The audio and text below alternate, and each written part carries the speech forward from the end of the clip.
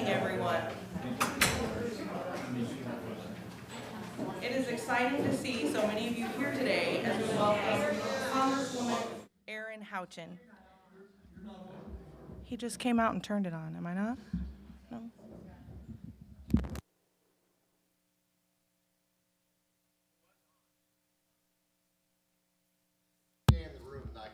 Oh, okay. All right. So I will just speak really loud for a minute. How's that?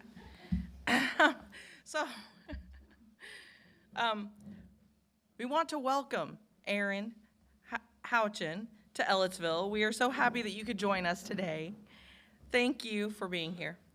I am Donna Neese of the Neese Agency State Farm and currently serving as president of the Greater Ellettsville Area Chamber of Commerce Board of Directors. As the voice of business in our community, the Chamber is pleased to provide opportunities such as today's luncheon to connect business and community leaders with decision makers at the federal level. Today's event is a great way for us to do this and to showcase Ellettsville's wonderful town hall and our community. An event of this kind is only possible through the generous support of our sponsors. And I would like to recognize all of those organizations that are sponsors today, and they will also be on the video board throughout the presentation as well. But all of them, we are so very grateful that you helped make today possible. If you would please hold your applause until all of them are named. Our presenting sponsor is Smithville. In a few moments, I'll welcome Smithville Executive Vice President Cullen McCarty to the podium. Our sponsors at the gold level for today are Duke Energy, Hoosier Family Eye Care, Hoosier Hills Credit Union, Indiana Members Credit Union, IU Credit Union, McDonald's, and the People's State Bank. Let's give all these business organizations a big round of applause.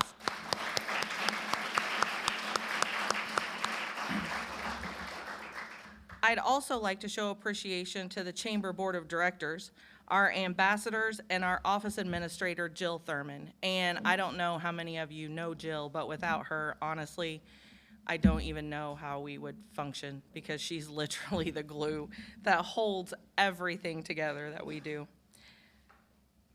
And also the Chamber's premium and executive partners. The names of those individuals and businesses are listed on the back page of the program.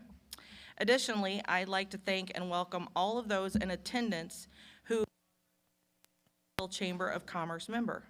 We exist to serve our members, and the support of all of you is greatly appreciated.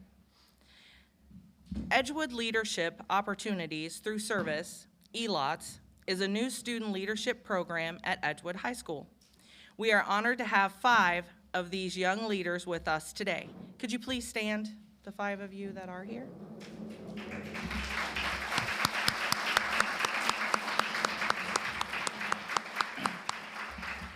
Stay standing, stay standing. I'm not done embarrassing you yet. These students represent the first cohort of ELOT's student leaders, including extraordinary young people who applied and interviewed for this role. The Greater Ellettsville Chamber of Community and Community Partners understand the importance of providing students with the opportunities to develop their leadership skills. We are honored to support this important program to help shape future leaders in our community. And now let's give them all a round of applause again. You can sit down now, thank you. And now it is my pleasure to welcome Cullen McCarty, the Executive Vice President of Smithville, to tell you a little bit about Smithville and introduce our speaker today.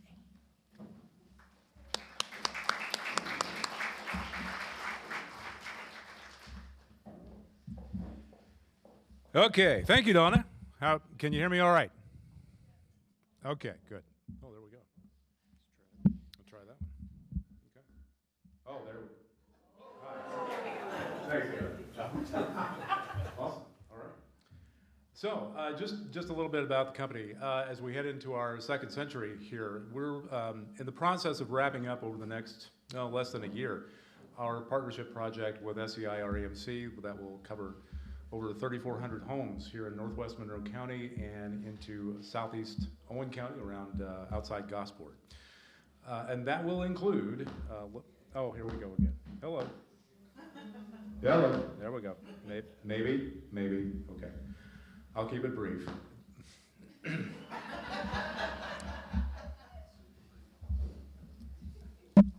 So, does this just inconsistent? It was going on and off. Hello? No. Okay. Yeah, it's all right. Okay. Okay, I'm going to show my age. This is the old Saturday Night Live skit, News for the Hard of Hearing. Garrett Morris. Okay. That will include the town of Steinsville. We're going to start building fiber in Steinsville later on this year, so all of Northwest Monroe County will be fibered. Thank you. We're very proud of the partnership we've had with SCI. It's been really a great process over the past couple of years, and you know, some of the area got hit pretty hard along Wolf Mountain and Wampler Road there north of Steinsville. But we'll get that up as soon as we can. There's a lot of work to do with the loss of some transmission lines. So it's a partnership. So we're all in it together, thick and thin, and we'll get those areas up as soon as we can.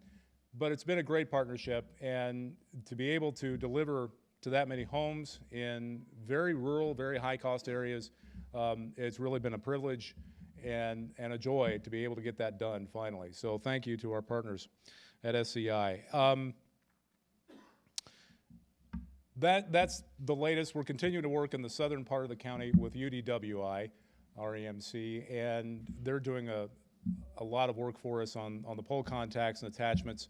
But we're also into the marketing phase in that project. So we just keep moving where we need to go here in rural Monroe County. It's a lot of land. A lot of folks are moving out in that direction. So we're trying to keep up as best as we can. And our supply chain issues, I think, have settled down for a little bit. But we're very proud of the work that we've been able to get done over the past year. So thank you to the entire Smithville team. And thank you for your support. And thank you to the Ellettsville Chamber for bringing everybody together today and for all the great guests we've had in these luncheons. It is my privilege to introduce today U.S. Representative Erin Houchin. She hails from southern Indiana. As a mother, a community leader, and small business owner, Erin is dedicated to serving the 9th District to better the lives of all the Hoosiers who call it home. Erin currently serves on the House Financial Services Committee, the House Rules Committee, and the House Education and Workforce Committee. Previously, Erin represented the 4th District in the Indiana Senate for 8 years. Along with her service in the state Senate, Erin was a Hoosier small business owner operating a PR company focused on helping law enforcement communicate the good work they do. Erin graduated from Indiana University with her bachelor's degree and proceeded to earn her master's in political management from George Washington University. Erin was born in southern Indiana and is a native to the 9th District. She married her husband Dustin in 2002, and they currently live in Washington County with their 3 children. Ladies and gentlemen, let's welcome Congresswoman Erin Houchin.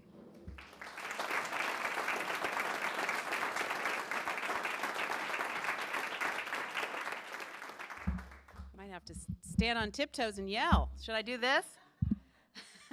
Well, thank you so much, Cullen. It's always been a pleasure working with you. Cullen and I had the opportunity to work together through broadband legislation. So my legislation was became the Indiana broadband, what is it? Broadband Next Level Connections Program. And that was my legislation. It was the 3rd in the nation program, and I'm so pleased to see that broadband is expanding to rural areas in Indiana. My district in the Senate was the most unserved area of the state. And I was speaking to a high school group one time, and I said, can somebody tell me where the most unserved area of the state is for broadband access? And he raised his hand and said, my backyard. And he was right. So I was pleased to work on that. It was one of the key issues that I pushed and championed in the Indiana legislature. It's great to be back in Monroe County. I served for U.S. Senator Dan Coates as his regional director for about 3 years. I covered 24 counties for him in this district, including Monroe County. So I see some friendly faces that I've known for a while through that work. So it's great to be back. The leaders in this room today, you are what makes the 9th District successful. You're who makes, you make the trains run on time. You are the e-commerce, the commerce. Everything top to bottom starts here with the leaders in this room. I'm proud to serve as the first woman elected to Congress for this district. There's only been about 12,000 people elected to serve in the U.S. House of Representatives since the inception of the country, only about 423 women. I am the first to represent this district in Congress, and I'm certainly honored to do that. Well, we've been busy in Washington once we finally got a speaker elected. Cullen was maybe going to come out for the initial, we had an open house in the office, which was January 3rd when we were supposed to elect a speaker.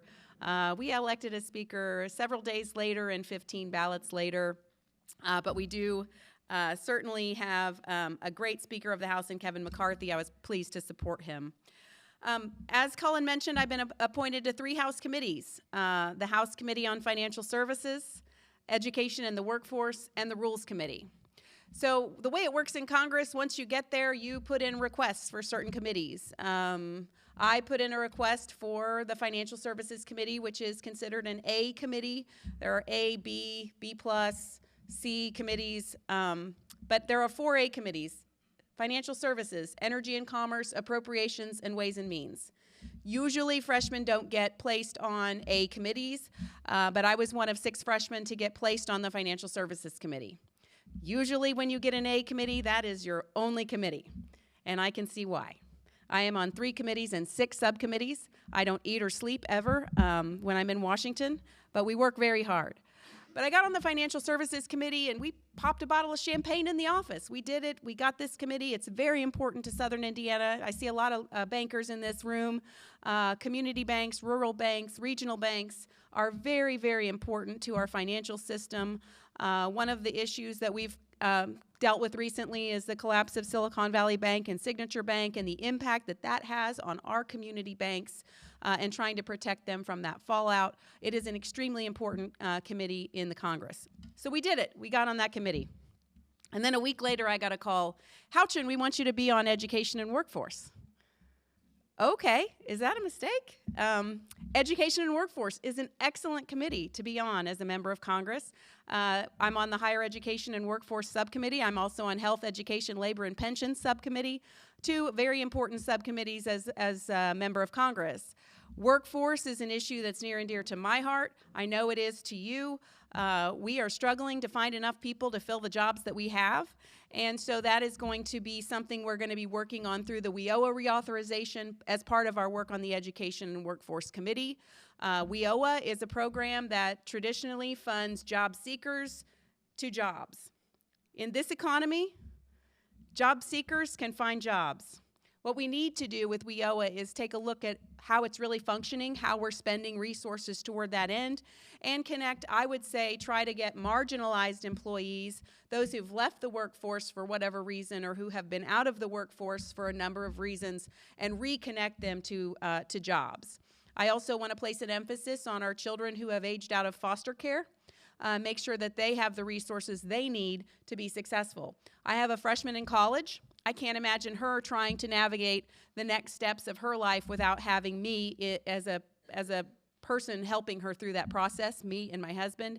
Our foster kids age out of the system, and they don't know the first thing about where to start.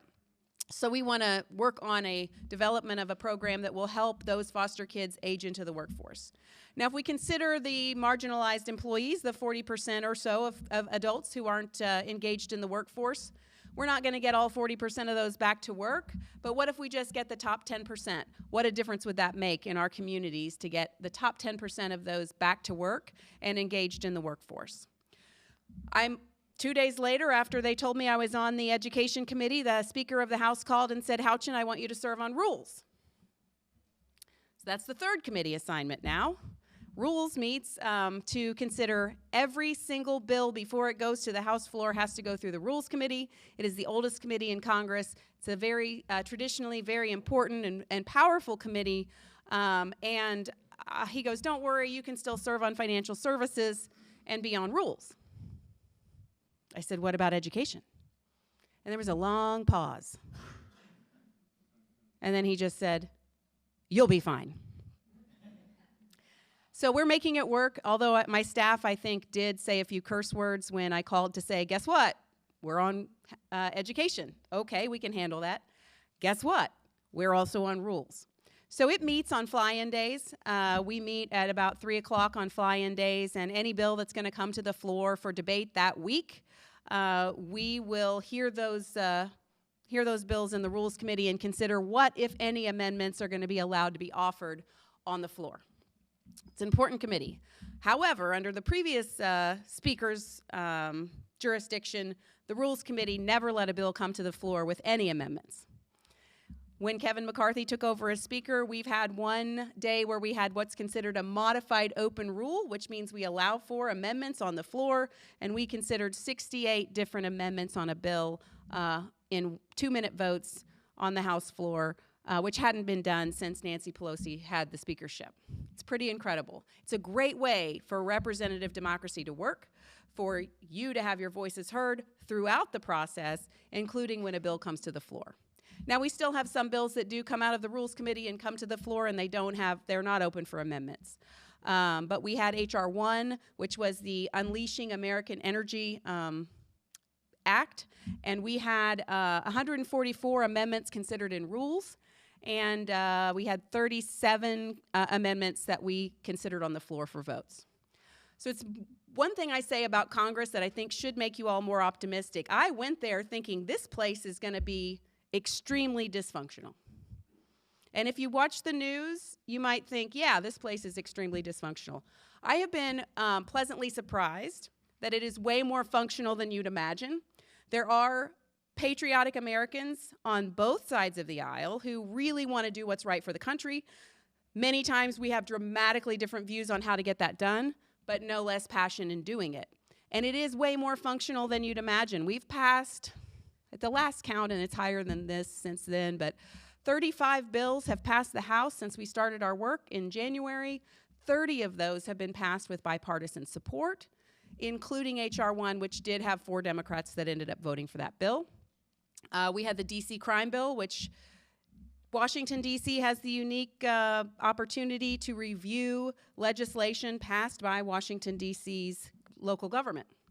The D.C. crime bill reduced penalties across the board for things like carjacking, violent crime, and the Democrat mayor of Washington, D.C. vetoed that bill, and the local government overrode her veto. So we got to consider the D.C. crime bill as a under the Congressional Review Act. The Republicans overturned the bill, which meant it couldn't take effect. And we had Democrat support for that too.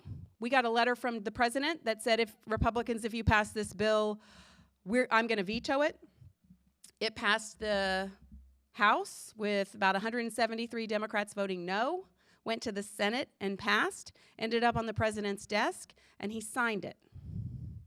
So that is a bill that we thought, this is the right thing to do. We should try to do this. Washington, D.C.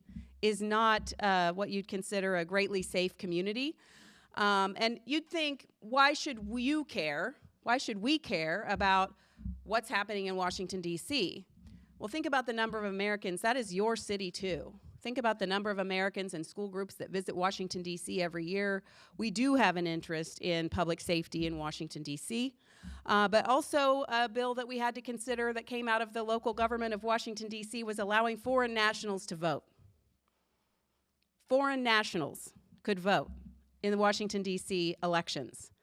So one of the debates we had in the Rules Committee was, well, if they don't like their local government, they can just not have it. They can vote it out, unless a foreign government who's hostile to the United States is intent on creating chaos in your capital city.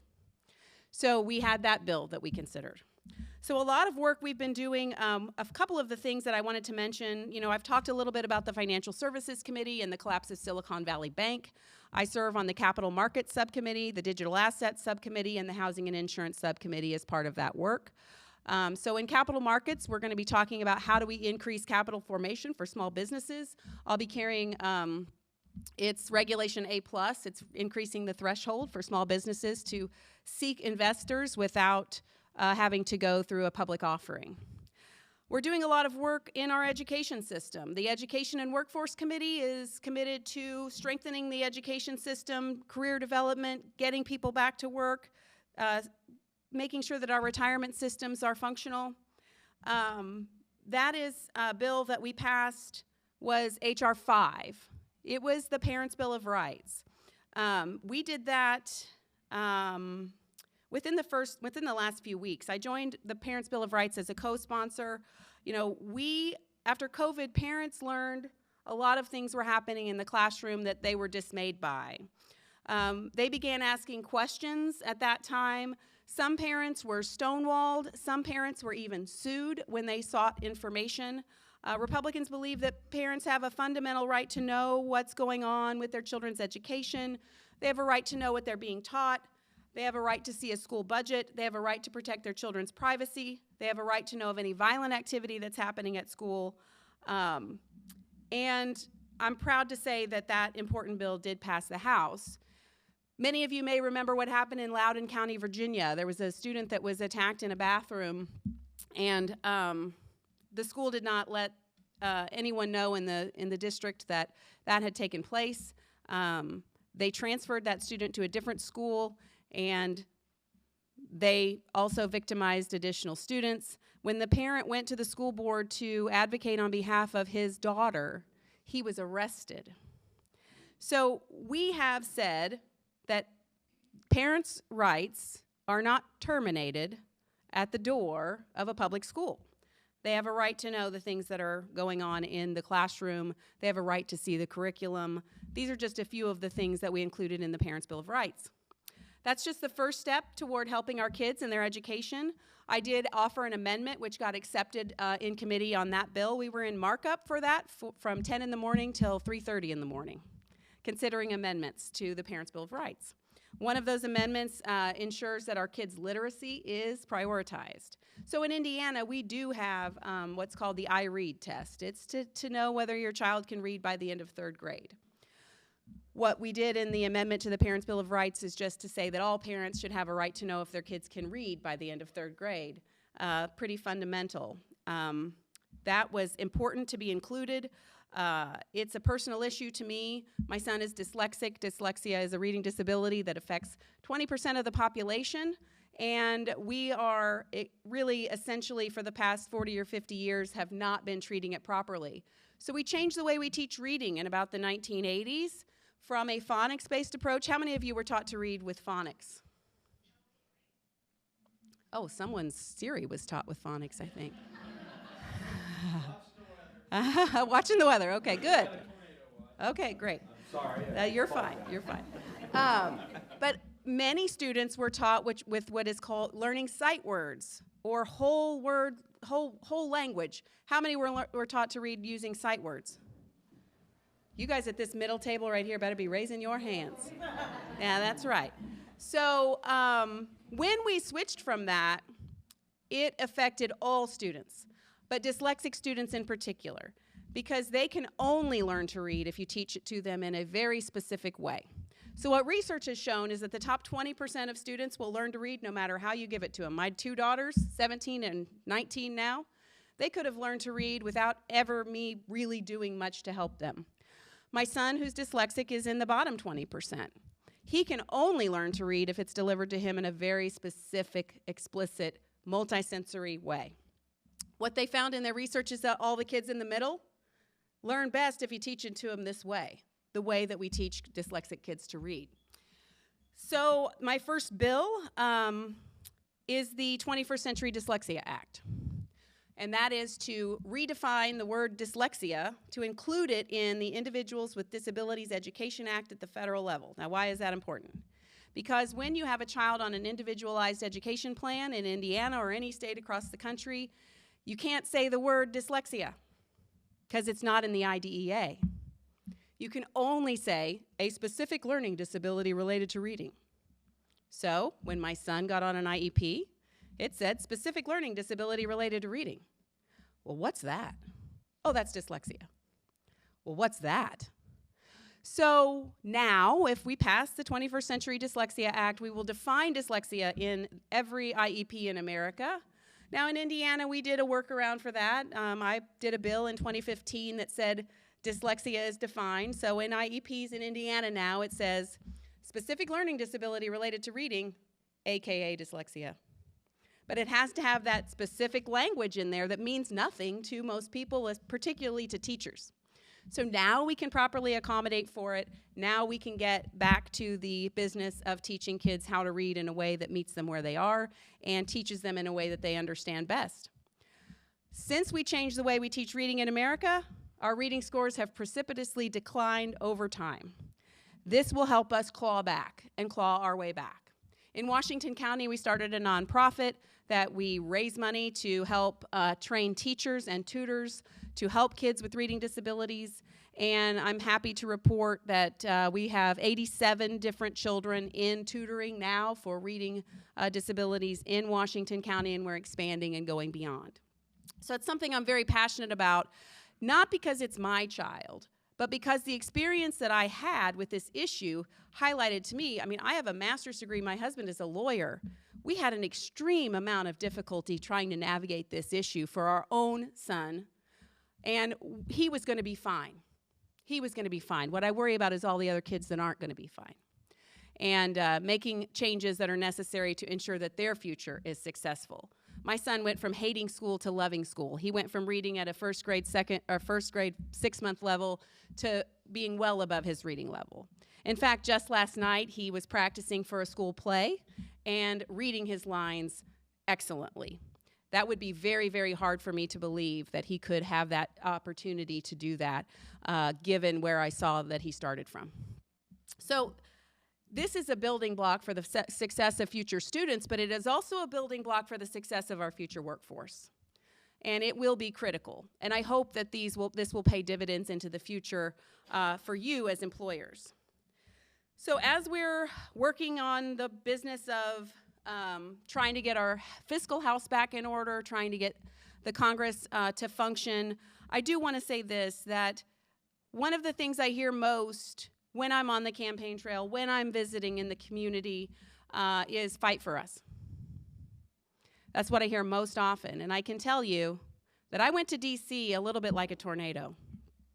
And I'm going to keep doing that.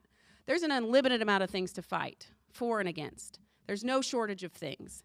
But I do want to reassure you that on our side of the aisle, there are a whole lot of people who are there for the right reasons, who are fighting very hard every day to ensure that this country is successful in the future. I do want to just note, in terms of the Financial Services Committee, the Silicon Valley Bank, the collapse of the Silicon Valley Bank. So what you've seen maybe in the media is whether it was a change in a law that impacted this, which reduced some regulatory oversight, or if it was maybe regulators being asleep at the wheel. What I have seen is that the signs were there that were not looked at by what's called the FSOC, the Federal Stabilization Oversight Committee, Financial Stability Oversight Committee. You bankers know the acronym. FSOC is what I call it. And I looked at the meeting minutes in December of 2016 for FSOC. And a Wall Street Journal article came out in November of last year, which said, hey, regulators, maybe you want to take a look at how much uninsured deposits Silicon Valley Bank has. Maybe that could be a risk factor. And in the meeting from December 16th, 5 pages were devoted to climate-based risk. 0 pages of their meeting were devoted to systemic risk. No mention of Silicon Valley Bank, Signature Bank, or any of these uninsured deposit issues that were clear to reporters and should have been clear to our regulators. So we believe it's not a matter of lack of regulation. We believe it's a matter of lack of oversight. We don't want to see a knee-jerk reaction to more regulation, particularly in our banking sector, because the bankers in the room can tell you, if we have more regulation, we might end up with 4 major banks in America, and all of your community banks are at risk. That would be terrible for our small business owners, terrible for the diversity of our fiscal system and our financial markets, and it is not the best way forward for the United States of America's financial stability. So we will be fighting to protect our community banks, to protect our smaller banks. During the 2008 fiscal crisis, who held it together? Community banks. And now, who's going to hold it together again? Community banks. So thank you for the work that you do. It is a pleasure to represent you in Congress. I want to make sure that our community banks are protected from overregulation so they can continue to do the work that they do to serve our communities. One quick story, my husband, he got his law degree and hung out a shingle in Salem, Indiana. First new lawyer. In fact, we got married his last year of law school, the only semester he didn't make the dean's list. I will never live that down. And then I got pregnant in January, and he graduated in May. I gave birth in October, and 2 weeks later, he was admitted to the practice of law. He had to take the bar during all of that. No pressure, right? You got a pregnant wife and got to pass the bar to be able to work. But he got admitted to the bar when my daughter was 2 weeks old. I was the only one working at the time. I worked for Child Services. We lived in a one-bedroom apartment in Campbellsburg, Indiana, and he started a business. He got a loan from our local bank to start that business. No national bank would have loaned him that money, but our community banks were there for him, and I won't forget that. Last story I'll tell you is that I visited the southern border. One of the commitments that I made is to visit the southern border during my first term in Congress, and I'm happy to report that I was able to do that. I went down to Uvalde in Eagle Pass, Texas. I can tell you firsthand the border is not secure. It is not secure. Border Patrol agents are begging for technology, infrastructure, personnel to help them deal with this compounding problem. So we met with the school corporation, hospitals, law enforcement, Border Patrol, elected officials. We met with those folks in Uvalde. We know that Uvalde is a site of a school shooting just last May. So they're still very much recovering from that. And because of crossings at the border, they are having lockdowns in that school 3 to 4 times a week for high-speed chases, for getaways. These are people who are not going to processing centers. They're ones that have some criminal history. They can't come in through our normal, traditional processing system, so they're coming in and running, and law enforcement will go in pursuit. We had a rancher tell us that they used to tell kids to watch out for rattlesnakes in the backyard. I kid you not, now they tell them they can't go outside because of fear of migrants. The Border Patrol and law enforcement are completely overwhelmed. They have about a 20-minute response time now for 911 calls. And that's because of all the stuff they're dealing with at the border. The school superintendent of Uvalde had his granddaughter, his wife was giving her a bath in the bathroom, and a migrant was trying to break in through the window. He held him at gunpoint for 20 minutes until someone arrived. So this is a very real issue. 1,288 miles to the southern border from my hometown in Salem, Indiana. But thanks to this administration, every state is a border state. 220 individuals, mothers, fathers, sons, daughters in the 9th District died last year from drug overdoses, including fentanyl that's come across the border. So we are all a border state. If anyone had seen what I saw, it would be, we have to fix this problem right now. So when we talk about immigration reform, and we do need immigration reform for our workforce, we really do, but we have to secure the border. So we're going to be focused on that. There is a comprehensive immigration bill that's coming up in the next few weeks after we get back from this break. I will be here in Indiana for the next 2 weeks before I have to go back to DC. My district director is here, Amanda Lowry. Stand up, Amanda, let them see you.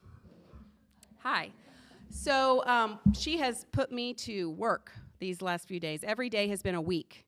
I have been traveling around the district, having events like these, meeting with constituents, and visiting with local business owners and different groups. It is my pleasure to serve you in Congress. I am happy to answer questions, or if you just want to do that in a meet and greet setting, as it is in the agenda, that's fine. I'm kind of an open book. I'll do my best.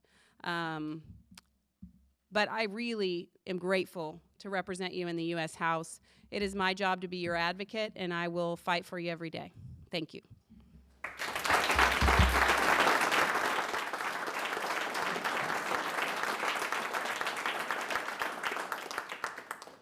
Do you have questions? Yeah. Hi, my name is Jen Pearl, and I'm the president of the Wilmington Economic Development Corporation. So we serve all of Monroe County in economic development strategy. And first of all, I just wanted to thank you, because a lot of times Congress can feel very distant, and substance doesn't always make it down to the grassroots, and this was really helpful.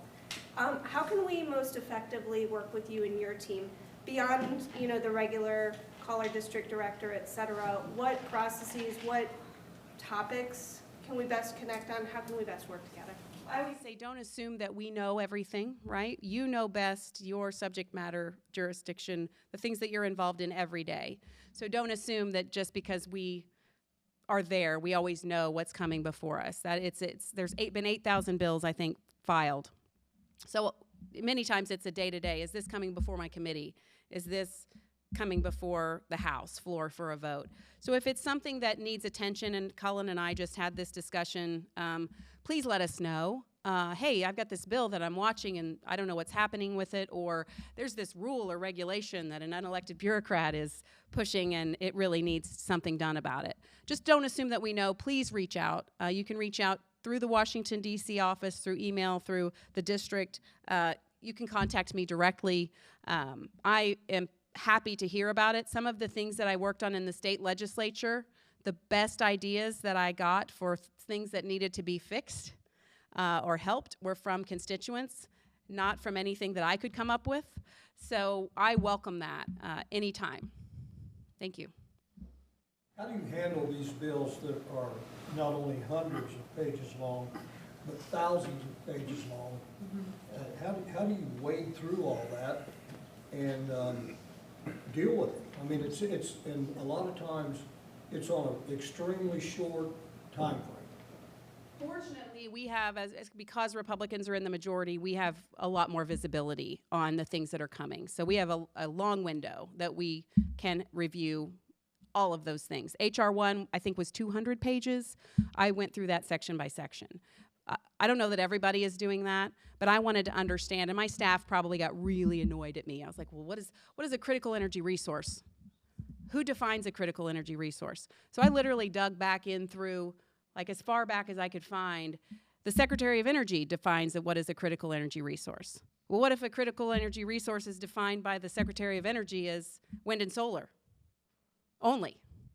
So I was asking all of those questions and going through that bill with a fine-tooth comb. We do have a lot of staff, so I've got a legislative assistant for the Rules Committee. I have an assistant for the Education Committee, and I have an assistant for the Financial Services Committee. And they also have within their own, so they're specializing in those committees, but they cover the other committees too. So they can take a bill, and the committees of jurisdiction will provide a summary section by section of each bill, and then we can go to those pieces of legislation and compare what we've learned in the summaries versus what the bill text actually says. So it's a lot of work, a lot of reading. It's grueling at times. When you have a 100-page bill or a 1,000-page bill, that's a different story. We have, when we came into the House, we changed a lot of the rules that the House operates under. One of those is no more Christmas tree bills from the Senate. Another is 12 different individual appropriations bills instead of one big appropriations Christmas tree. Trying to make all of it more manageable, not only for us, but for constituents to be informed about what's going on too.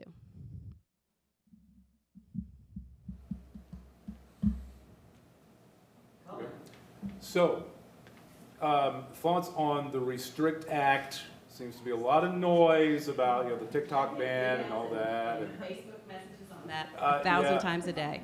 What is it exactly? I've read a little bit of it. I can see the ambiguity and why people would be concerned, but what's your take on that act? I have not read that bill. It's in the Senate. Mark Warner has it. I've only heard about it on the periphery. What I can tell you is that China is absolutely spying on us through TikTok.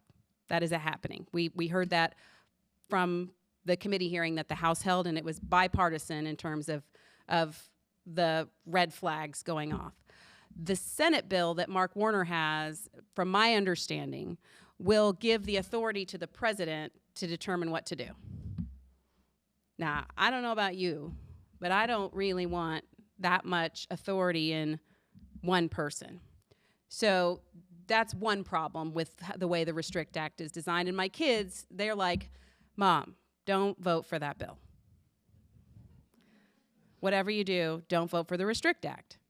My daughter, who's 19, says her reason is you don't, well, first, I think she probably uses TikTok, which she does.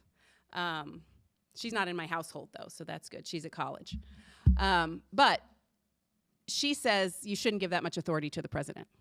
You shouldn't give that much authority to one person to decide what to do. So the House is looking at it in a more deliberative fashion. We're saying, okay, what is the scope of the problem? They're having hearings on it. They're trying to understand how can we solve the problem. And I think it will continue to evolve. I don't think the Restrict Act is going to be something that's going to move through the House. Now, I will take a look at it if and when it comes over. But the way it's currently written, I can't see supporting that, only because I don't think that's the proper approach to just put all the decision-making into the hands of one person with his pen and his phone.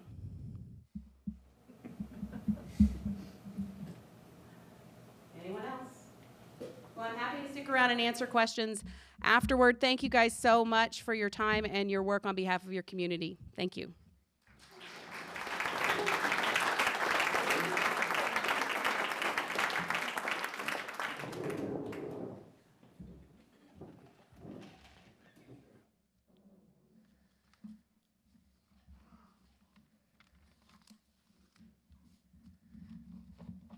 Thank you, Congresswoman Houchin, for your remarks and for being here with us today. Thanks also to each and every one of you for being part of today's event. And we look forward to seeing you at our candidate forum right here at the Town Hall on April 27th, our picnic in the park on July 14th, and we have some great speakers lined up for our remaining power luncheons as well. You can learn more about these events and chamber member activities in our newsletter and on our website. Finally, please recycle your name badges on your way out by leaving them on your table or putting them on the registration table as you leave. Thanks again for being here, and this concludes our formal program, but I'm going to add something in here because I don't think that they get as much love as they deserve, and that is every person who is here that in whatever capacity works for the town of Ellettsville. So the police, the fire, the town hall, the street department, Mike Farmer, wherever you are. Thank you so much. We have such a wonderful relationship, the chamber does, with the town. And I just can't, every single person that I've met in this small community that we all love so much. I just can't thank you guys enough. So a round of applause, everybody.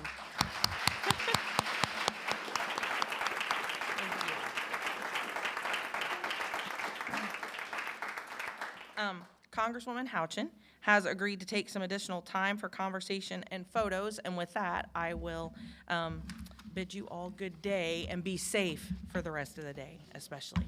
Thank you.